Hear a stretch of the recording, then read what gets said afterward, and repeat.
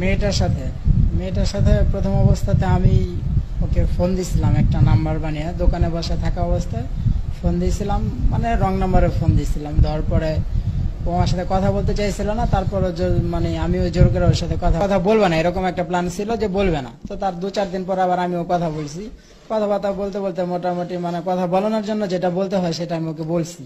তো এক পর্যায়ে সে রাজি হয়েছে, রাজি হওয়ার পরে তার সাথে রেগুলারলি এরকম ভাবে মোটামুটি 2-4 মাস কথা হয়।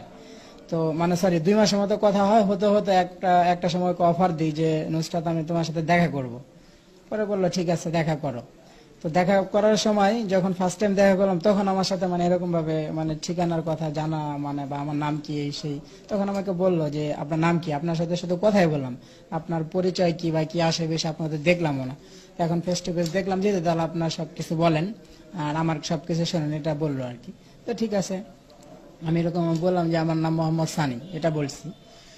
আর আমি জব করি ঢাকাতে, এরকম একটা কথা বলছি আর কি। মানে ওকে আসলে অ্যাকচুয়ালি আমার কাছে আনার জন্য যেটা বলা লাগে সেটা আমি বলছি, বইলা তোর কাছে আমি গেছি, বাবা আমার কাছে আসছে, এরকম টাইপের কথাবার্তা বলছি।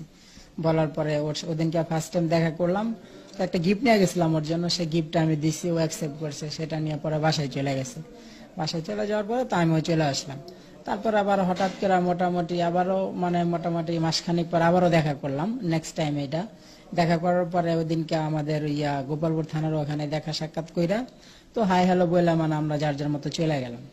তো যাওয়ার পরে তারপরে নেক্সট টাইমে যখন দেখা করলাম, মানে এই যে এই সামনের যে আমাদের কাহিনীটা, যখন নেক্সট টাইমে দেখা করলাম, তৃতীয়বার যখন দেখা করলাম তোকে আমি অফার দিছিলাম এই 3 মাসের মধ্যে 3-4 মাসের মধ্যে ভালো একটা গভীর ওর সাথে সম্পর্ক তৈরি করে ফেলছি আর কি, যেটা যেটা বলা লাগে সবকিছু বলে ভালো একটা সম্পর্ক তৈরি করে ফেলছি। ফেলার পরে তো তারপরে নেক্সট টাইমে যখন আমি ওকে অফার দিলাম, ওকে যখন অফার দিলাম যে আমি তোমার সাথে মানে রুম ডেটিং এ যাইতে চাই, এরকম একটা কথা আমি ওকে বলছি। তো মানে প্রথম অবস্থাতে বলছে ঠিক আছে, তাহলে আমার পরীক্ষা চলতেছে, তো যাই হোক এখন এখন কি যাওয়া সম্ভব? তা আমি বললাম পরীক্ষা তোমার কবে নাই তখনই আসবা, এটা আমি মেয়েটাকে বললাম। তো আমার মেয়েটা আমাকে বললো যে হয়েছে আমার মানে সামনে মানে আমি যেদিনকে গেছি যে সামনে সোমবার আমার পরীক্ষা থাকবে না, তো সোমবারে আমি ফিরে আসি। তখন আমি বললাম ঠিক আছে তাহলে সোমবারে আমি আসবো, এরকম ভাবে বললাম, ওর সাথে কনফার্ম করলাম। মানে এটা হলো মানে আমাদের যে কাহিনী এটা হলো ওই দিনকে সোমবারের কাহিনী। তো রবিবারে আমি আর আমার একটা বন্ধুকে নিয়ে আমরা ওই মানে যে বাসায় আমরা এই কাহিনীটা করছি সেই বাসাটা ওই মানে বাসায় যেখানে আমরা মানে মেয়েটাকে আমি রেপ করছি এই ধনবাড়ি চালাস মোড়ে, ওখানে গেলাম। আমার বন্ধু, ওর নাম হচ্ছে হৃদয়, আর আমার সাথে একটা বড় ভাই ছিল তার নাম টিটু, ওরে নিয়ে আমি আমার ওই মানে যার বাসায় যাওয়ার কথা তার বাসায় গেলাম। তো ওনাকে আমি যদিও চিনি না, আমার বন্ধু হৃদয়ের চাচা আর কি, তার রেফারেন্সে আমাকে ওখানে নিয়ে গেল, এই ধনবাড়ি চালাসমোড় ওখানে আমার বন্ধুটা নিয়ে গেল। বন্ধুকে আমি বলছিলাম যে আমার একটা রুম দরকার, তো সেই ক্ষেত্রে বন্ধু বান্ধব হেল্প করেই, সেই ক্ষেত্রে বন্ধুটা আমাকে হেল্প করছে আর কি। তো হেল্প করার পরে ওদিনকে আমরা মানে বাসাটা কনফার্ম করার পরে তারপর আমি মেয়েটার সাথে রাত্রেবেলা কনফার্ম করছি যে আমি তোমাকে মানে এই গতকালকে আমি বাসাতে নিয়ে যাব, তো তুমি কি বলো? পরে মেয়েটা বলছে ঠিক আছে আমি যাব, নো প্রবলেম। তো এটা বলার পরে রাত্রিবেলা ফোন আমরা রাইখে দিলাম। তো সকালবেলা আবারও আমি মানে যখন কনফার্ম হলাম যে আসলে যাবো, কেন যদি আবার না যাই, তো আমি বাসাতে কথাবার্তা বলে আসলাম। তো দেখি কনফার্ম হই, সেটা বললাম মেয়েটাকে আবারও ফোন দিছি। ফোন দেওয়ার পরে বললাম নুসরাত তাহলে তুমি আসবা? পরে বললো ঠিক আছে আমি আসবো। তো আমাকে কিছু কথা বললো যে আমার কিছু শপিং করা লাগবে, আমার যেতেই হবে। পরে গেলাম ঠিক আছে তুমি আসো, নো প্রবলেম, এটা বললে তারপরে আমি নিয়ে মানে আসার জন্য করছি আর কি, কথা বলছি। তো বলার পর আমার বন্ধুরা আমি ফোন দিছি হৃদয়রে, যে হৃদয় তুই তাহলে আয়, তো আমি আর তুই গোপালপুর যাই, ওর জন্য ওয়েট করি, ওকে নিয়ে তারপর আমরা ধনবাড়িতে যে বাসাতে যাওয়ার কথা ওখানে যাব। তো এদিনকে আমাদের সাথে টিটু ভাই ছিল না, আমি আর আমার বন্ধু আর কি গোপালপুরে গেছি। গোপালপুরে গিয়া তারপরে ওই মেয়েটার জন্য ওয়েট করলাম, পরে মেয়েটা আসলো, আসার পরে পরে মেয়েটাকে নিয়ে পরে আমি ধনবাড়িতে চলে গেলাম। হুন্ডা আমার বন্ধুর হুন্ডাতে গেলাম আর কি, হৃদয় চালিয়ে গেল, আমি মাঝখানে বসা, মেয়েটা পেছনে বসা। তা আমরা 3 জনে মিলে ধনবাড়িতে চলে গেলাম। ধনবাড়িতে যাওয়ার পরে ওই মেয়েটাকে বাসায় পাঠালাম, যার বাসায় আমরা যাব তার একটা ছোট মেয়ে আছে, তো তার সাথে আমি বাসায় পাঠিয়ে দিলাম যে তুমি ওর সাথে একটু বাসায় গিয়ে রুমে বসো, আমি একটু স্ট্যান্ডে থেকে আসি। মানে যার বাসায় আসছি মিজান, ও আবার মানে বাসার বাইরে আছে, সেই ক্ষেত্রে ওকে নিয়ে আসতে হবে বাসায়। তো এটা বললা আমার ওই গার্লফ্রেন্ডটাকে আমি বললাম, নুসরাত তাহলে তুমি গিয়া বসো রুমে। এটা বললা আমি আর আমার বন্ধুর হৃদয় পরে স্থানে চলে গেলাম। স্থানে যাওয়ার পরে যার বাসা আমি যান, ওরে খোঁজ করলাম, ও অমুক দোকানে বসা ছিল, ওর দোকান থেকে আমি নিয়ে আসলাম ওকে। ওখানে আমরা বসে চা চু খাওয়া দাওয়া করে তারপরে আমরা কিছু ঠান্ডা মান্ডা নিয়ে আসলাম আমি বাসায়, আমি মিজান আর হৃদয়।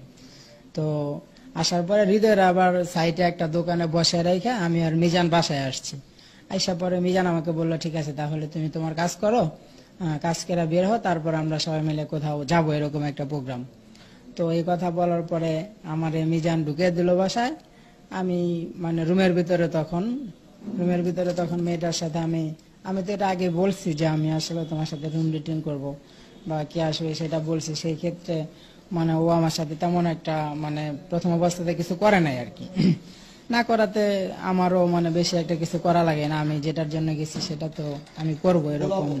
যাই হোক আমি মানে মেয়েটার সাথে যখন কথা বললাম, বলার পরে আমি বললাম যে নুসরাত তাহলে তোমাকে যেটার জন্য আনছি আসলে বাসাটা তো আরেকজনের, বাসাটা আমার নিজস্ব না, আমার বন্ধুর রেফারেন্সে বাসাটা, হৃদয়ের রেফারেন্সে বাসাটা নিচ্ছি। তো আমরা শপিং এ কিছুক্ষণ পরে যাব, আগে আমরা মানে আমাদের নিজের মানে শারীরিক সম্পর্কের কাজটা শেষ করি। এটা বলার পরে মেয়েটাকে আমি প্রথম অবস্থা রেপ করলাম।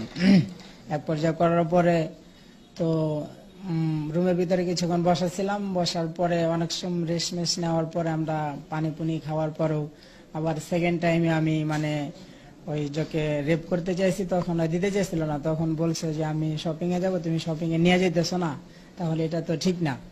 তো আমি এই সব কথাবার্তা বলাতে তো সেকেন্ড টাইমে যাই হোক জোরপূর্বকভাবে আমি রেপ করছি ওকে। রেপ করার পরে তো এক পর্যায়ে আমার জামা কাপড় টেনে টেনে খুলে ফেললো, খুইলা পরে আমার দেখছে আর কি যে আমি মানুষটা যেরকম কথা বলছি ওরকম না, আমি আসলে সানি পরিচয় দিয়েছিলাম কিন্তু সানি না। পরে বুঝতে পারছে যে আমি হিন্দু একটা ছেলে, সেটা বুঝতে পারছে। বোঝার পরে আমাকে বলল যে এটা কি করলি তুই হিন্দু ছেলে মুসলিম একটা মেয়ের সাথে এরকম করলি, এটা তো তুই ঠিক করলি না। এটা তো মানে এরকম বলতে বলতে অনেকটা হাহাকার চিল্লাচিল্লি মানে করতেছে, আমাকে অনেকটা মানে মারধর করতেছে, এরকম একটা অবস্থা, এরকম একটা সিচুয়েশনে চলে গেছে আর কি। তখন আর আমি কোনো নিরুপায় না, আমি চিন্তা করলাম আশেপাশের বহুত মানুষজন আসলে বাসা আলোরও সমস্যা প্লাস আমারও সমস্যা হতে পারে।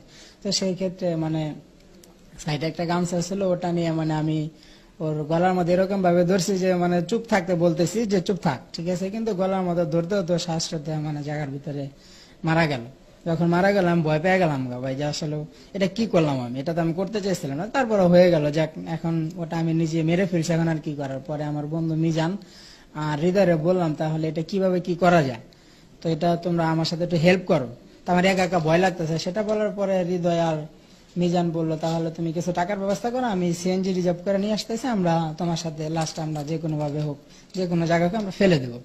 সেটা বলার পরে আমি কিছু টাকার ব্যবস্থা কইরা মিজান আর হৃদয়ে দিলাম। পরে সিএনজি রিজার্ভ করে নিয়ে এসে পরে রুম থেকে আমরা লাশটা বের করি হচ্ছে তখন মোটামুটি 10টা-11টা বাজবে রাত্রি এরকম সময়। তখন আবার টিপটিপ বৃষ্টি ছিল, সেই জন্য ভাবলাম যে যত রাত্রি হবে তত আমাদের জন্য ভালো হবে, যেহেতু এখন মেয়েটাকে মেরে ফেলছে, এখন আর কি করার, নিজে বাঁচার জন্য আমি মারছি এটা ভাবে। পরে আমি মেয়েটাকে নিয়ে আমরা তিনজনে মিলে ওই ওটা কি বলে যমুনা নদীর ওখানে আর কি আমরা তিনজনে মিলে ফেলে দিছি।